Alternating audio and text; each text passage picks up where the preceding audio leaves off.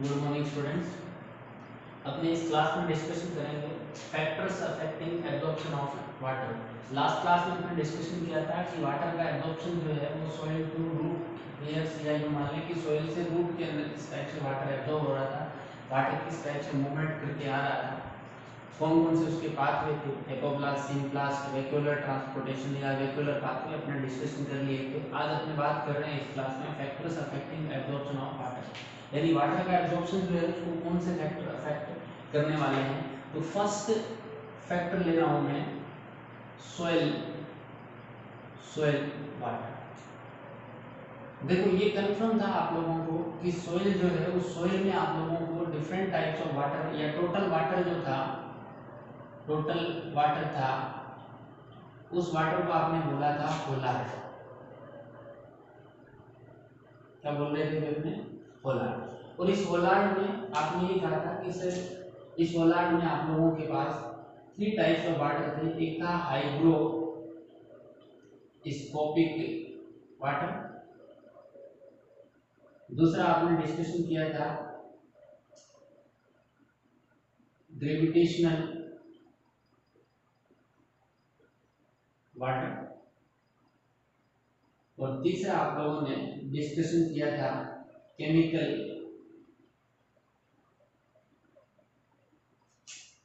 Bounded water,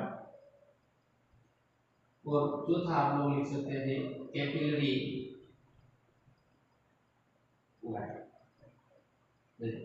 ये 4 types of water एक total water था सोइल के अंदर जिसको आप होलार्ड बोल रहे थे। इसमें से आपने कहा कि सर ये जो 3 टाइप्स या इनमें से कुछ ले लें आप लोग, ये वाटर जो था वो वाटर प्लांट को किसी भी तरीके से अवेलेबल नहीं था, ये नॉन अवेलेबल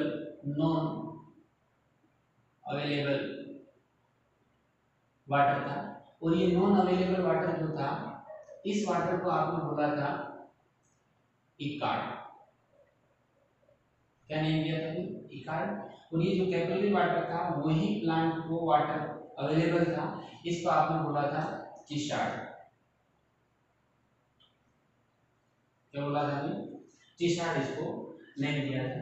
तो कुल मिला के होलार्ड में इकार्ड प्लस चिशार्ड थे। इसमें से आपने कहा कि सोइल वाटर जो कैपिलरी वाटर है वो प्लांट को अवेलेबल होने वाला है।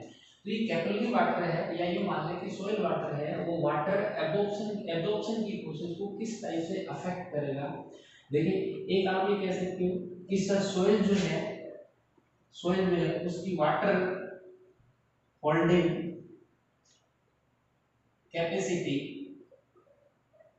या फिर आप बोल सकते हो फील्ड कैपेसिटी जो है वो वाटर एब्जॉर्प्शन की प्रोसेस को अफेक्ट करने वाली है। इस बात को मैंने इसी लिखा है कि यहाँ इसमें यूज होने वाली है। देखो वाटर होल्डिंग कैपेसिटी और फील्ड कैपेसिटी जो है वो वाटर एब्जॉर्प्शन को किस टाइप से अफेक्ट करेगी। देखें कि वाटर होल्डिंग कैपेसिटी या फील्ड कैपेसिटी होती क्या है। मान लो आपके पास ये सोइल है, सोइल पार्टिकल है किसी टाइप से, आपने कहा कि 100 ग्राम 200 ग्राम 500 ग्राम, आपने फिक्स सोइल जो है वो चाहे गार्डन की हो चाहे सैंडी सोइल हो, कोई भी एक्सवाइजेड टाइप ऑफ सोइल आप लोगों ने ले ली। इस सोइल पे आप लोगों ने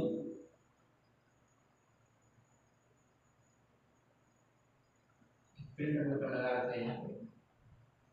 इस सोइल पे आपने वाटर डाल दिया, आपने वाटर ऐड किया, बिल्कुल ड्राई सोइल थी, और इस ड्राई सोइल पे आपने वाटर ऐड कर दिया। मान लो 200 ml वाटर जो है उस पे ऐड किया। देखो 200 ml वाटर की ऐड किया, ये आपकी मान लो फनल थी, तो फनल है, इस फनल में सोइल डाल के उस फनल के लोअर पार्ट पे आपने फिल्टर लगा दिया, फिल्टर, ताकि सोइल नीचे नहीं जाए। और जैसे आप इसमें वाटर ऐड करोगे वो वाटर धीरे धीरे क्या होता जाएगा, नीचे निकल, नीचे जो वाटर निकलेगा उस वाटर का भी आप वेट या उसका वॉल्यूम जो है वो ले लेंगे। तो जैसे वाटर आपने डाला, वाटर नीचे जाएगा। अब क्या हुआ कि मान लो वाटर मॉलिक्यूल नीचे जा रहा है, जो ग्रेविटेशनल फोर्स, जितना वाटर आपने डाला उसमें से कुछ मैक्सिमम वाटर जो है वो निकल जाएगा, नीचे वाली साइड में इकट्ठा हो जाएगा। क्यों? क्योंकि ग्रेविटेशनल वाटर के थ्रू। बाकी जो वाटर जो नीचे नहीं आया या इसकी लास्ट ड्रॉप जो है वो गिरना बंद हो गई यहाँ से, लास्ट ड्रॉप यहाँ से गिरना बंद हो गई, इसका मतलब अब जो भी वाटर है वो इस सोइल के अंदर पड़ा है। अब सोइल में कौन सा वाटर हो सकता है? एक तो हाइग्रोस्कोपिक वाटर हो सकता है, मतलब इन सोइल पार्टिकल्स के साथ किसी न किसी तरीके से केमिकली वो क्या हो गया, बाइंड हो गया, ग्रेविटेशन तो नीचे चला गया, या फिर इनके सोइल पार्टिकल्स के बीच की कैपिलरी जो है उनके अंदर वाटर हो सकता है। तो ये जो सोइल है, इस सोइल ने कितना वाटर होल्ड कर लिया, यानी यही इसकी क्या है, वाटर होल्डिंग कैपेसिटी है। आपने 200 ml वाटर डाला, इसमें से आपने देखा, चेक किया कुछ टाइम के बाद में कि इसमें वाटर जो है वो अप्रोक्स 150 या 140 ml वाटर तो यहाँ आ गया, 140 ml वाटर यहाँ आ गया। तो आप ये कह सकते हो कि सोइल की जो वाटर होल्डिंग कैपेसिटी है वो आपकी 60 ml है। कितनी है भाई? 60 ml वाटर जो इसने होल्ड कर लिया अगेंस्ट द ग्रेविटेशनल फोर्स, इसकी वाटर होल्डिंग कैपेसिटी क्या हो जाएगी? 60 ml। तो जो सोइल है उस सोइल की वाटर होल्डिंग कैपेसिटी या जो फील्ड कैपेसिटी है वो कहीं ना कहीं वाटर एब्जॉर्प्शन को अफेक्ट करती है। जिन सोइल्स की वाटर होल्डिंग कैपेसिटी कम होगी, यानी उन सोइल्स में परमानेंटली जो है वाटर कम होगा, कम वाटर होगा तो रूट हेयर्स को अवेलेबिलिटी कम होगा। तो जो वाटर होल्डिंग कैपेसिटी है, मोर वाटर होल्डिंग कैपेसिटी, तो डायरेक्टली प्रोपोर्शनल रहेगा एब्जॉर्प्शन ऑफ वाटर, यानी जितनी ज्यादा वाटर होल्डिंग कैपेसिटी उतना ही ज्यादा क्या हो जाएगा, आपका वाटर का एब्जॉर्प्शन हो जाएगा। मोस्टली लोमी सॉइल्स के लिए 30 to 35% वाटर होल्डिंग कैपेसिटी होती है लोमी सॉइल की, फॉर लोमी सॉइल। इस वाटर होल्डिंग कैपेसिटी से रिलेटेड ही एक टॉपिक और आता है अपना, वो आता है परमानेंट, इसका एक स्क्रीनशॉट लें, इसके बाद बताऊंगा। Permanent wilting percentage, permanent wilting percentage जो है वो क्या होती है उसको भी देखिए। मान लो सोइल जो है, उस सोइल में दूसरा टॉपिक ले लें, परमानेंट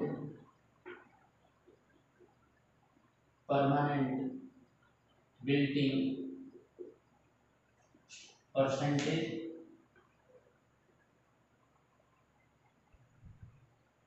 परमानेंट विल्टिंग परसेंटेज।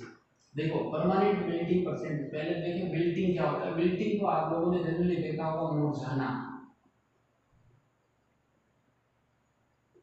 यानी आपने कई बार प्लांट में, घरों के अंदर जो नॉर्मल प्लांट, पोटेड प्लांट्स होते हैं उनमें देखा होगा कि आप पानी नहीं देते तो उसकी लीफ बिल्कुल सूखी हुई से ऐसे ड्राई सी हो जाती है, मुरझा जाती है, उसी को बोलते हैं विल्टिंग या मुरझाना।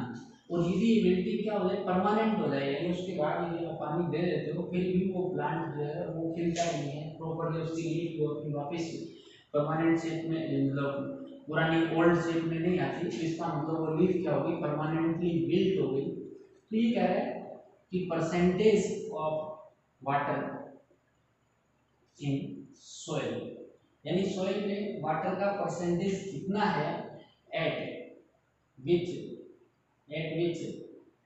Plant wilt first time, permanently wilt first, plant permanently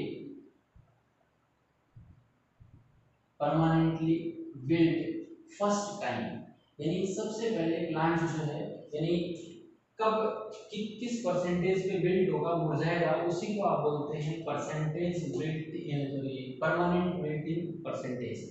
जैसे आपने कहा कि मान लो लोमी सॉइल है, उसमें 30 to 35% वाटर होल्डिंग कैपेसिटी है, तो उसमें जो परसेंटेज बिल्टिंग जो है, परमानेंट बिल्टिंग परसेंटेज जो है वो अप्रोक्स 10% है, यानी जब उस सोइल में वाटर ओनली 10% के अप्रोक्स होगा तो ऐसी सिचुएशन में उसमें जो प्लांट होंगे वो क्या हो जाएंगे, परमानेंटली बिल्ट हो जाएंगे, उसको बोलते हैं आप परमानेंट बिल्टिंग परसेंटेज। यानी कितनी अमाउंट होती है सैचुरेशन के बाद में, सैचुरेशन के टाइम में जो वाटर है वो तो हो जाएगा वाटर होल्डिंग कैपेसिटी, और सैचुरेशन के बाद में धीरे धीरे वाटर कम होता गया एक इस लेवल पे पहुंच गया, तो उसके बाद ये बीच में जो प्लांट लगा हुआ है वो क्या हो जाए, बिल्ट होना स्टार्ट हो जाए, तो वो भी परमानेंटली, टेम्परेरी की बात नहीं करते। कई बार क्या होता है प्लांट बिल्ट होता है, मुरझाता है, और आप उसको पानी देते हैं तो वापस वो नॉर्मल पोजीशन में आ जाता है। नॉर्मल की बात नहीं कर रहे, आप बात कर रहे हैं किसकी, परमानेंट बिल्टिंग की बात कर रहे हैं। तो परमानेंटली बिल्ट हो गए उसको बोलते हैं परमानेंट बिल्टिंग परसेंटेज। तीसरा फैक्टर जो है अफेक्ट करने वाला वो है आपका water logged soil. Water logged soil जो है वो थर्ड फैक्टर है, वाटर लॉगिंग, वाटर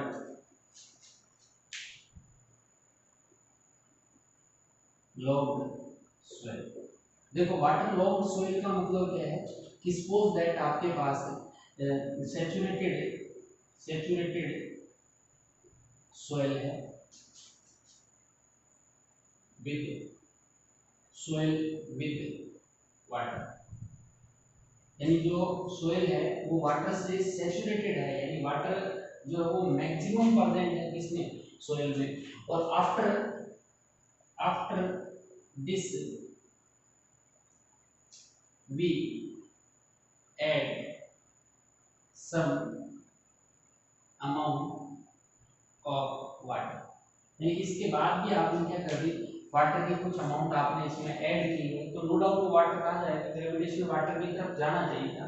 बट कई बार क्या होता है क्ले सॉइल होती है, चिकनी मिट्टी होती है, नीचे की लेयर जो होती है वो क्ले के आने की वजह से वाटर प्रॉपर्ली नीचे नहीं जा पाता, तो ऐसी कंडीशन में जो सैचुरेटेड सॉइल थी उसके ऊपर यानी वो वाटर से फुल हो जाती है, सीधी सी बात है।